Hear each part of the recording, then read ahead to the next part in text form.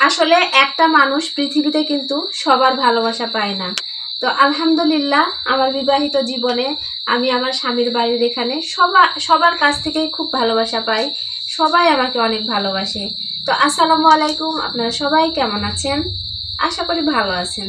তো এই যে আমিও ভালো আছি। তো এখন কিন্তু সন্ধ্যাবেলা, আপনারা ভিডিও দেখে বুঝতে পারছেন। আর এই সন্ধ্যাবেলা আমার যা আমাকে এই যে এতগুলা কচুরলতি এনে দিয়ে গেছে। তো সে আমাকে প্রায় সময় কিছু অনেক কিছু এনে দেয়, যেমন কচুরলতি, কলার মোচা, এগুলো সে আমাকে এনে দেয়। তো আজকে সে আমাকে কচুরলতি এনে দিয়েছে। আর এই কচুরলতিগুলো কিন্তু একদম দেশি আর টাটকা কচুরলতি। বাজারের কেনা কচুরলতি কিন্তু এই কচুরলতির সাথে পারবে না। এই কচুরলতি অনেক স্বাদ। তো যদিও কচুরলতি কাটতে কিন্তু অনেক দেরি হয়, তো যতই দেরি হোক আমার যা আমাকে ভালোবেসে এই কচুরলতিগুলা এনে দিয়ে গেছে। আমি এখন কষ্ট হলেও এই কচুরলতিগুলা সব কেটে চিংড়ি মাছ দিয়ে রান্না করব। তো আসলে একটা মানুষকে কতটা ভালোবাসলে তাকে এইভাবে সব কিছু এনে দেয় বা তার প্রতি এতটা করে, সেটা আপনারা অবশ্যই বুঝতে পারছেন। তো এখন আমি এই কচুরলতিগুলা কাটবো। তো এই যে কচুরলতিগুলো আমার কাটা ধোয়া কমপ্লিট, আমি কেটে সুন্দরভাবে ধুয়ে নিছি। তার সাথে এই যে কিছু আলু কুচি করে নিছি, কিছু পেঁয়াজ আর কাঁচা মরিচ নিছি। আর এই যে এই চিংড়ি মাছগুলো দিয়ে আজকে কিন্তু আমি রান্না করব। তো আসলে কাঁচা মরিচের যে দাম, 400 টাকা কেজি কাঁচা মরিচ আমাদের এইদিকে, তাই অল্প কয়টা কাঁচা মরিচ দিছি আমি। এই যে আলু, পেঁয়াজ, এই মাছগুলো একসাথে আমি দিয়ে দিব। আসলে অনেকেই বলতে পারেন যে আপু আপনি রাতে রান্না করেন কেন, দিনের বেলায় রান্না করতে পারেন না? তো আমার কাছে রাতের বেলায় বেশি ভালো হয় রান্না করতে। গ্যাসে রান্না করি, আর রাতের বেলা রান্না করলে কিন্তু সেই রান্নাটা টাটকা টাটকাও খাওয়া যায়। সেই জন্য আমি রাতের বেলায় বেশিরভাগ রান্না করি। তো এখন আমি সব মশলা দিয়ে দিব। লবণ,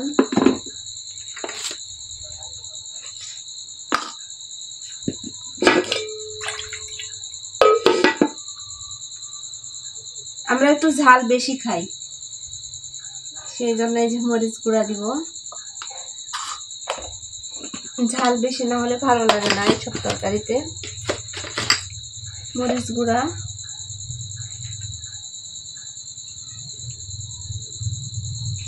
এই তরকারি কিন্তু আমি হাতে মাখাই রান্না করব।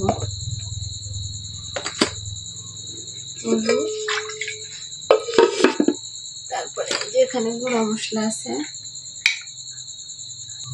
গুঁড়া মশলা দিব।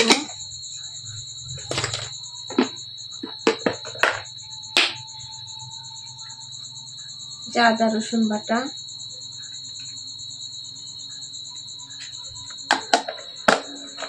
আর একটা কথা, দুঃখের বিষয়, আমার কিন্তু সরিষার তেল ফুরাই গেছে।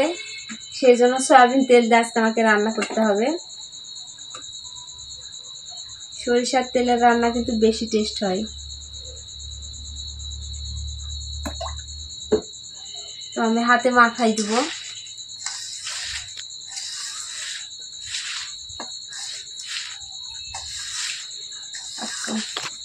তো এই যে আমি কচুরলতি গুলা হাতে মাখায় উঠাই দিছি।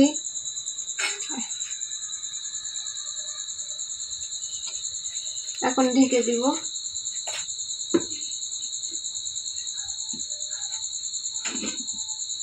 তো চারিদিকে দেখেন আজানও পড়ে গেছে, এশার আজান। আর এদিকে আমার রান্নাটাও হচ্ছে।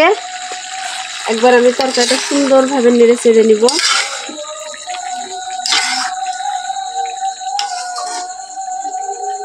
আর একটু লবণটাও দেখে নিব,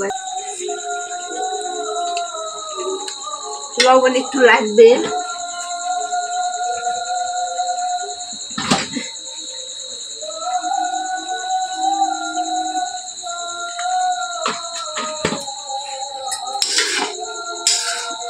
আমার রান্না কমপ্লিট। তো এই যে আমার কচুরলতির তরকারির ফাইনাল লুক দেখেন আপনারা, কেমন হয়েছে দেখেই তো খাইতে ইচ্ছা করছে। তো এখন আমি এখান থেকে নিয়ে